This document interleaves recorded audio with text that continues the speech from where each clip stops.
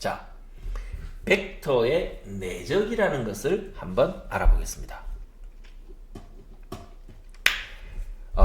벡터의 내적이라고 하는 것은 조금 새로운 개념인데 두 벡터가 있습니다. A 벡터가 있고 B 벡터가 있습니다. 자, 벡터의 내적은 뭐냐 그러면 이렇게 되겠습니다. 요 사이에 각도가 있겠죠. 세타 각도가 있겠죠.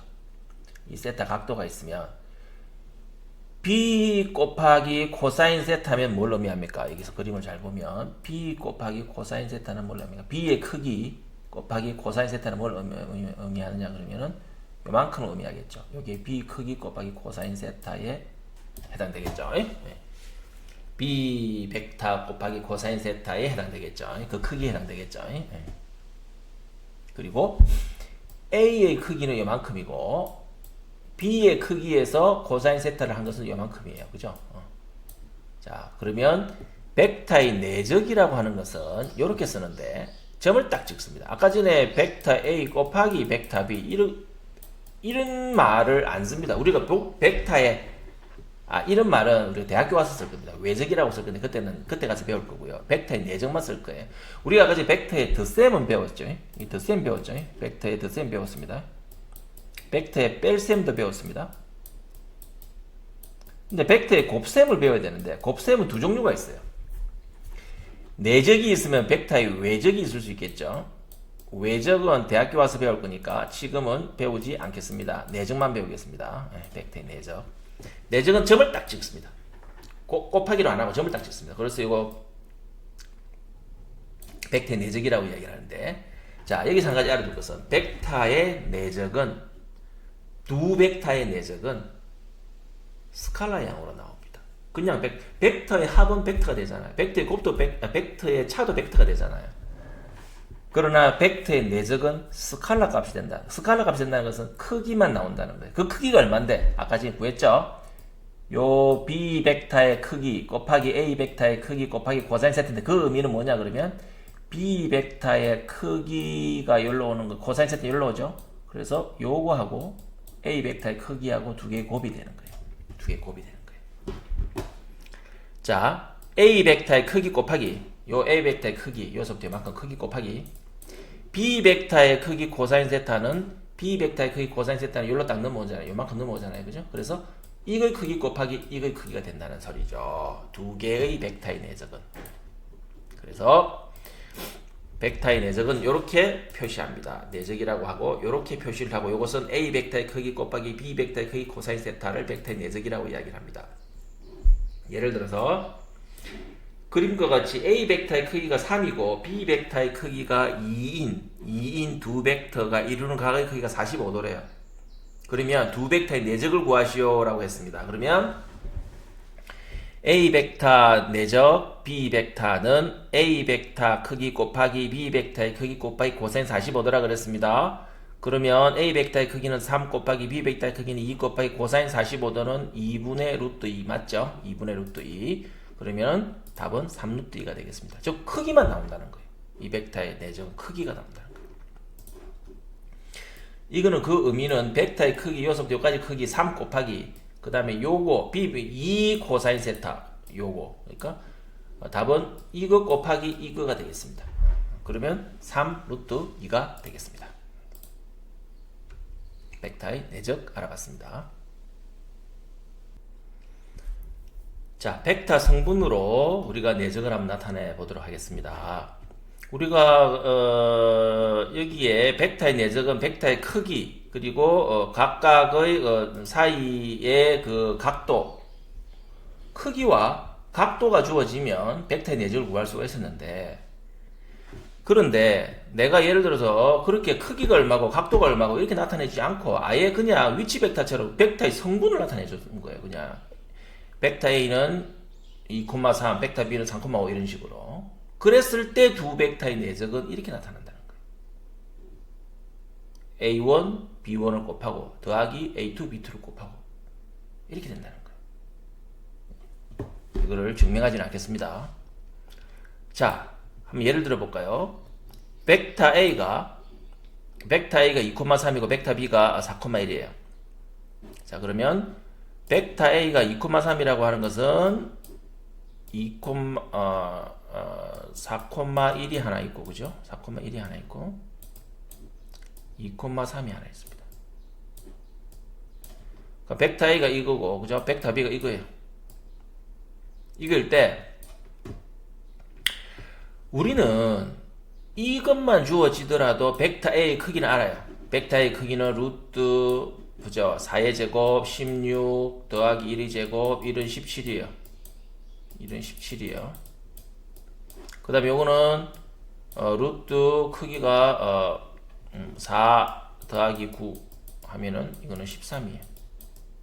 루트 17, 루트 13이에요. 루트 17, 루트 13. 다시 말해서 A의 크기는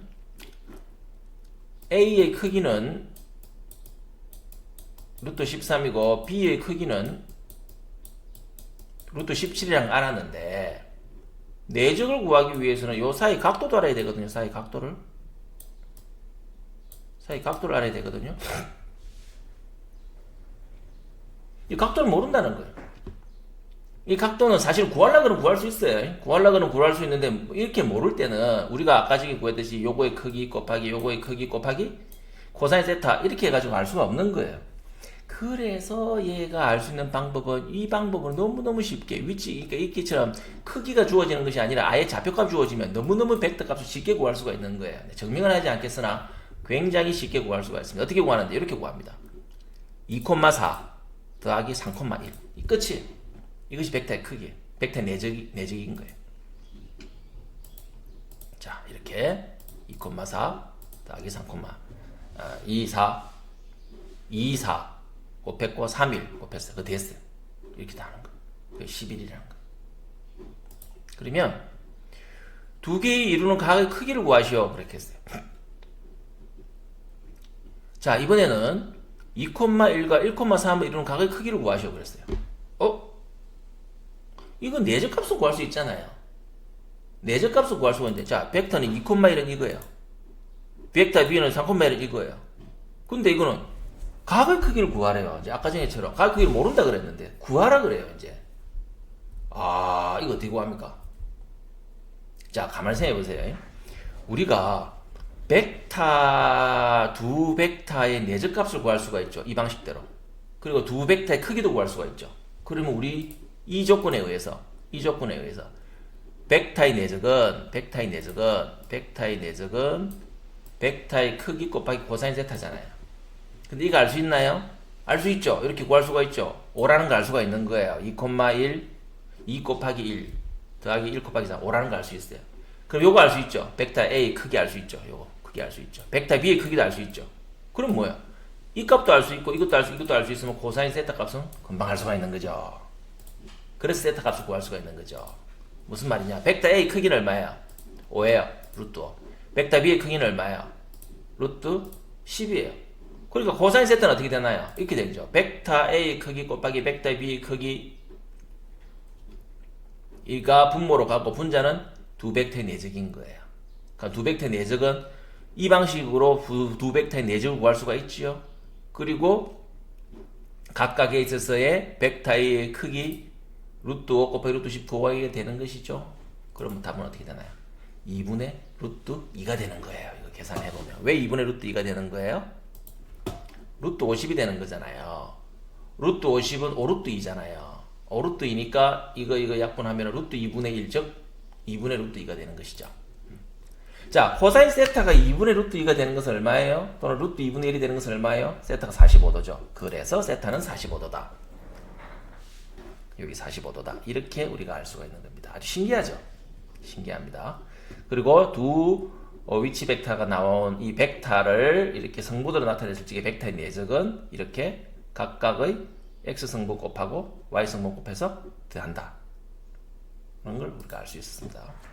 자, 두 벡터가 수직이다 라는 것은 무슨 말입니까? 두 벡터가 수직이라는 것은 두 벡터의 내적은 어떻게 될까요? A 벡터의 크기 곱하기 B 벡터의 크기 곱하기 이제 코사인 세타죠. 자, 두 벡터의 크기는 이 각도가 몇 도예요?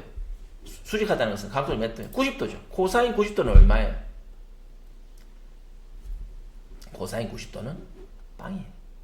그러니까 벡터 내적이 얼마예요? 빵이라는 거예요. 벡터 내적이 빵이라는 거예요. 두 벡터의 내적이 빵이라는 것은 그 말은 곧 두 벡터는 수직하다 이 말이에요. 두 벡터는 수직해 있다 이 말이에요. 벡터의 내적이 빵이라는 것은.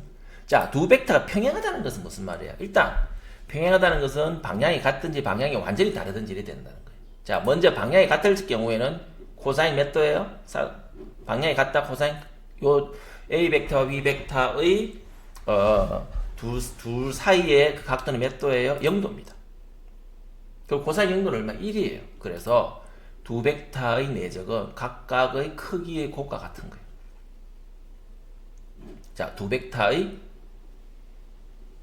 사이각이 180도, 다시 말해서 완전히 반대 방향이다. 이 경우는 어떻게 되느냐. 그럼 몇 도예요? 180도라는 거예요. 코사인 180도는 마이너스 1도거든요. 마이너스 1이거든요. 이렇게 되는 거죠. 마이너스 1이거든요. 그래서 이렇게 되는 거예요. 마이너스 된다는 소리죠. A 벡터의 크기 곱하기 B 벡터의 크기에서 마이너스가 된다는 거예요. 마이너스 된다. 자, 따라서 자, 벡터가 수직한 경우에는 두 벡터의 내적은 제로라는 거예요. 수직한 경우는 벡터의 내적은 제로고, 벡터가 평행하다는 것은 두 벡터의 방향이 같거나 두 벡터의 방향이 180도라는 말이거든요. 그럴 경우에는 방향이 같을 경우에는 어떻게 되나요? 플러스 A의 크기 곱하기 B의 크기. 방향이 다를 경우에는 마이너스 A의 크기 곱하기 B의 크기 이렇게 된다는 소리입니다. 그래서 플러스 마이너스 이렇게 될 경우에는 벡터가 평행하다는 말이고, 두 벡터가 내적이 제로라는 것은 90도라는 거예요. 그래서 아마도 두 벡터 내적이 90도일 경우, 즉 두 벡터가 내적이 제로일 경우가 수직이다라는 것을 훨씬 더 많이 쓰일 겁니다. 특히 공학계에서는. 그 다음부터 쉽습니다. 한번 보세요. 평면을 결정하려고 그러면 3점이 있어야 됩니다. 직선을 결정하려면 몇 점이 있어야 됩니까? 직선을 결정하면 2점이 있어야 됩니다. 2점만 있으면 직선이 쫙 만들어집니다. 그러나 평면을 만들려고 그러면 2점만 가지고는 평면이 안 만들어집니다. 점 하나 가지고 직선이 여러 개의 직선을 구할 수가 있듯이 점 2개 가지고는 평면을 여러 개의 평면을 구할 수 있다는 소리죠. 그래서 점이 한 개 더 있어야 됩니다. 또는 한 개의 직선과 한 개의 점이 있으면 한 개의 평면이 만들어지고요. 한 점에서 만나는 2개의 직선이 만나면 이걸 2개를 포함하는 평면이 하나 만들어지고요. 평행한 두 직선도 역시 하나의 평면이 만들어집니다. 자, 두 직선은 이렇게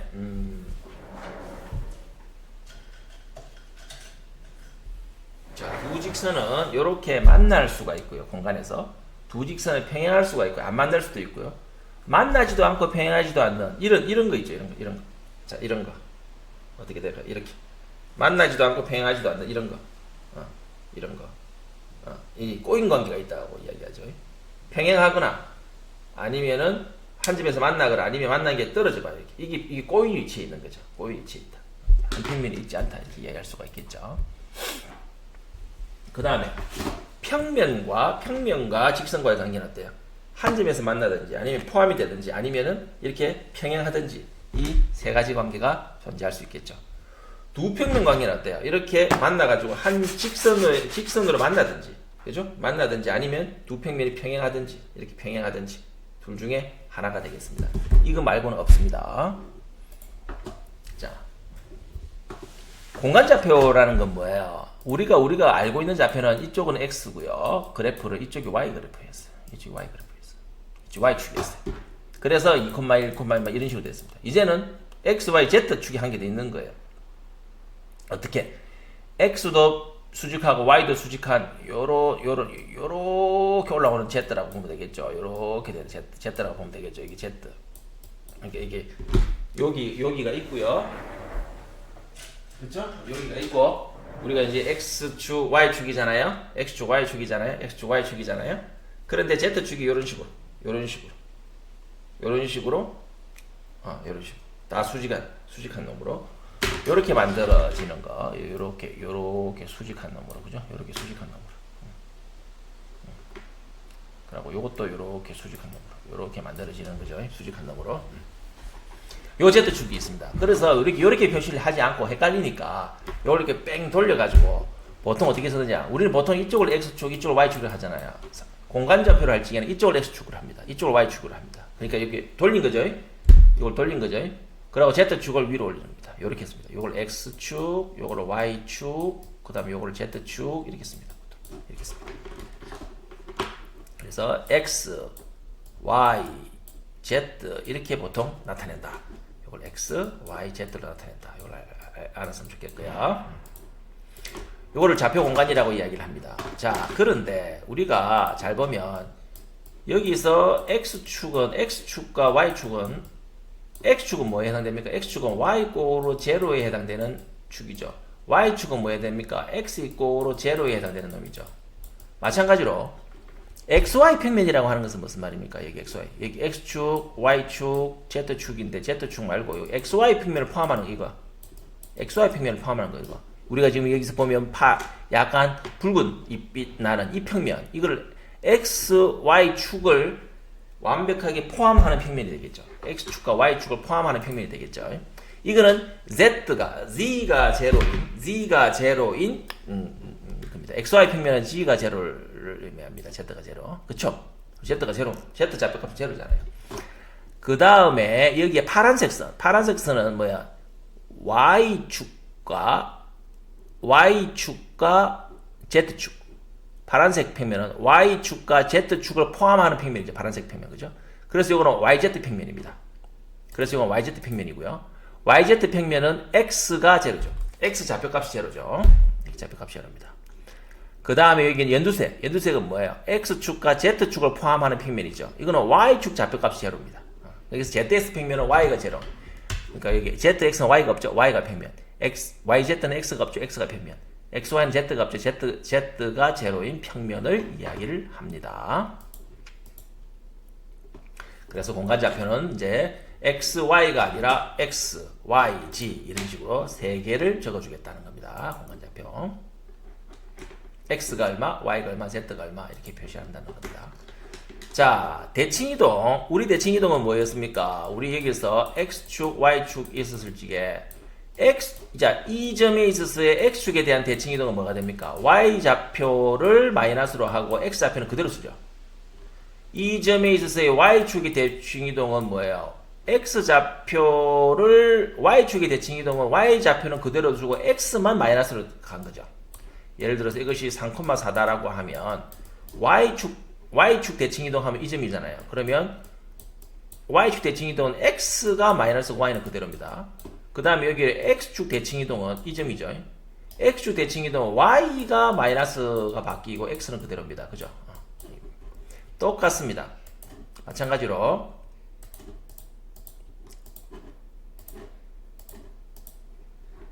자, 요거를 2,3,4가 있습니다. 2,3,4라는 놈이 있는데 이게 xy 평면에 대해서 대칭하고 싶어요. xy 평면에 대해서 대칭하고 싶어요. 자, xy 평면이 뭔지 알겠죠? x축과 y축을 모두 포함하는 이 평면에 대해서 밑으로 쭉 내려가는 거예요. 그럼 이게 q점이 되겠죠. q점. 이 점은 어떻게 돼요?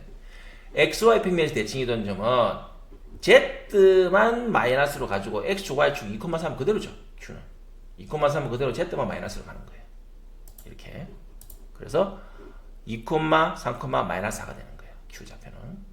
그 다음에 x축에 대해 그럼 똑같이 여기서 yz에 대해서 대칭이동은 뭐예요? 여기서 yz에 대해서 대칭이동은 yz의 대칭이동은 x만 마이너스로 가는 거예요. 마이너스 2,3,4가 되는 거예요.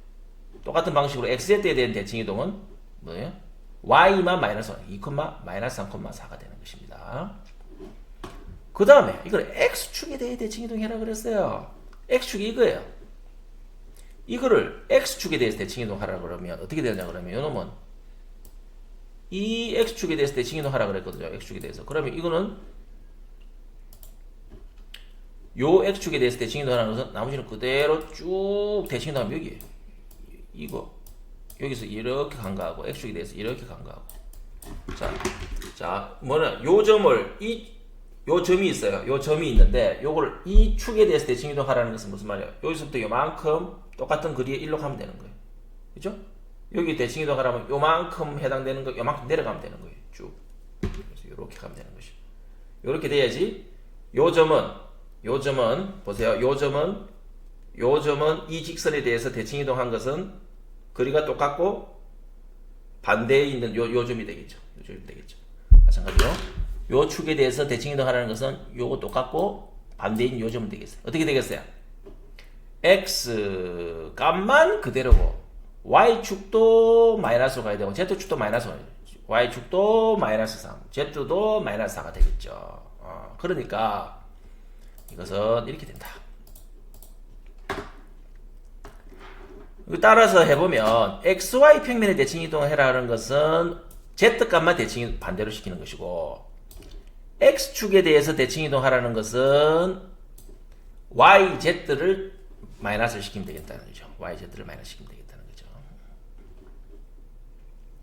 또는 y축에 대해서 대칭 이동하라는 것은 xz를 마이너스 시키면 되는 것이고, zx 평면에 대해서 대칭 이동하면 zx, 그러니까 y 값만 마이너스 시키면 되는 것이죠. 자, 그런 식으로 대칭 이동을 하면 되겠다.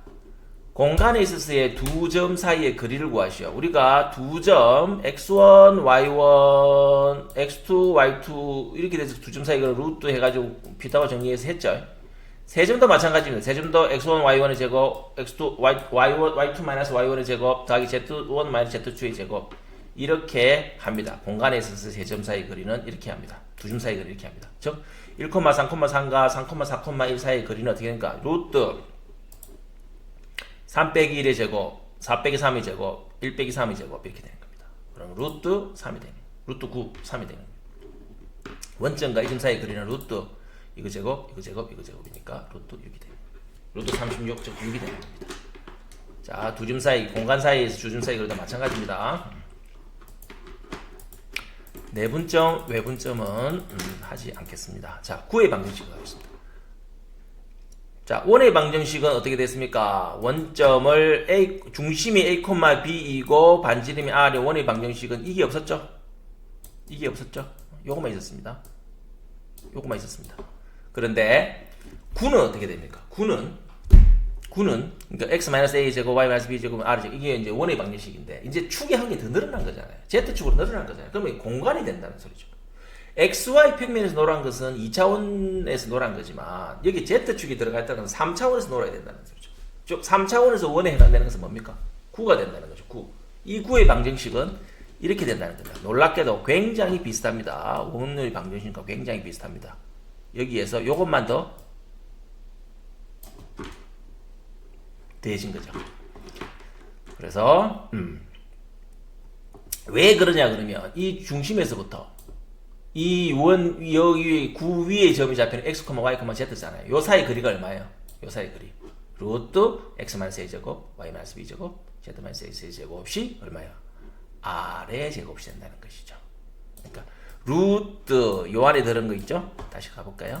요 사이 거리가 얼마나 그랬죠? r이라 그랬죠. 루트 해가지고 요게 요 사이 거리잖아요. 요 점과 구 위의 방정식, 구 위의 점 사이의 거리잖아요. 그것이 r이죠. 여기 없는 r이죠. r이죠. 그 크기, 그 거리는 r이죠. 좀 전에 그 두 점 사이의 거리는 이렇게 한다 그랬잖아요. 그래서 양변을 제곱을 시켜봐요. 그러면 이렇게 되는 거죠. 이것은 r이 제곱이 되는 거죠. 이게 구의 방정식이라는 겁니다. 자, 중심이 잡히고 2,3,4이고 반지름 길이가 2인 구의 방정식이 어떻게 되나? x-a 제곱, y-3 제곱, z-4 제곱은 2의 제곱은 4. 2의 제곱은 4. 중심이 원점이고 반지름이 1인 구의 방정식이 어떻게 됩니까? x제곱 플러스 y제곱 플러스 z제곱은 1이다. 이렇게 되겠죠. 1의 제곱 즉 1이다 라고 할 수 있겠죠. 자, 그래서 벡터와 공간 도형이 끝이 났고요. 벡터와 공간 도형이 끝이 났습니다. 자, 마지막으로 평균과 표준 편차인데 이거 중학교 때 했 내용입니다. 중학교 때 했 내용인데 금방 한번 해보겠습니다. R에는 표준 길이가 50mm인 부품 5개의 길이를 실제로 측정한 결과이다. 49.8, 50.1, 49.9, 50.3, 50.4 이렇게 나왔습니다. 평균값과 표준 편차를 구하시오. 이것은 구할 수가 있겠죠. 자, 먼저 평균값 구해봅시다. 평균값은 어떻게 됩니까? 각각을 전부 다 더해서, 즉 시그마 해서 각각 x1, y1, 아니다, x1, x2, x3, x4, x5, xi를 i부터 1까지 n. 여기서는 5개니까 i부터 1에서 5까지겠죠. 아니래 100개면은 100, 1000개면 1000 이렇게 나오겠죠. i는 1부터 n까지를 xi 값 전부 다 더해서 n개를 나눈다. 이것이 평균을 구하는 공식이 되겠습니다. avg는 average, 즉 저기 평균값을 이야기하는 것이고요. 자, 그렇게 해서 전부 다 더했더니 어떻게 되느냐 했더니 전부 다 더했더니 얼마가 나왔느냐 했더니 얘가 250.5가 나왔네요. 그래서 250.5에서 5를 나눴으면 되겠습니다. 답은 50.1이 평균값이 되겠습니다. 그 다음 편차는 어떻게 됩니까? 요 값에서 각각의 평균값을 뺀 것이 되겠습니다. 이 편차는 각각의 xi 값에서 평균값을 빼는 겁니다. 각각의 xi 값에서 평균값을 빼는 겁니다. 그러면 이거는 마이너스 0.3, 0, 마이너스 0.2, 0.2, 0.4 요 값에서 이걸 빼는 것이죠. 그럼 0.3이 됩니다. 자, 편차를 전부 합치면 얼마가 되나요? 편차를 전부 다 합치면 0입니다. 따라서 편차의 평균값은 0입니다. 그래서 어떻게 한다 그랬어요? 편차는 평균값을 쓰는 거 아니라 그랬죠. 그래서 이것을 분산을 나타낸다 그랬어요. 분산은 뭐야? 편차의 제곱세 평균이 분산이라 그랬어요. 편차의 제곱은 어떻게? 표준 편차는 어떻게? 편차의 제곱세 평균값 구해봅시다. 0.09, 0, 0.004, 0.004, 0.009. 요 놈의 편차의 제곱이 되겠습니다. 편차의 제곱. 편차의 제곱의 합은 얼마입니까? 0.26이 되겠습니다. 요것이 편차의 제곱에 0.26이 나왔다는 거죠. 여기에서 5를 나눴어요. 이걸 뭐라고 한다? 이거는 그것을 얼마나 데이터가 많이 분산되어 있느냐를 보여주고 있는 거거든요. 이 값이 평균값에서 굉장히 모여있다라고 하면 편차의 제곱은 굉장히 작을 것이고 들쑥날쑥이다라고 하면 편차의 제곱은 굉장히 클 것입니다. 그래서 요 값을 분산이라고 이야기를 한다. 요 값을 분산이라고 이야기한다. 편차 제곱의 평균값 분산이라고 이야기를 한다. 네. 그래서 요거서 0.6에서 이제 편차 제곱의 평균값이니까 얼마냐 그러면 5를 나누면 얼마냐 그러면 5를 나누었죠. 그러면은 0. 편차 그러니까 여기서 5를 나누면 어떻게 되나요? 0.26에서 한번 나눠 볼까요? 0.26 나누기 5 하면은 0.052 이것이 분산입니다. 그것을 루트를 세웠어요. 얼마입니까? 0.228. 요것이 표준 편차라고 이야기를 합니다. 네. 그래서 요 문제로 확실하게 여러분들이 평균값 구하는 방법, 표준 편차 구하는 방법을 알았으면 좋겠습니다. 네, 이로써 모든 중학교, 고등학교 수학 과정을 마치도록 하겠습니다. 수고했습니다. 이제 물리 들어가도록 하겠습니다.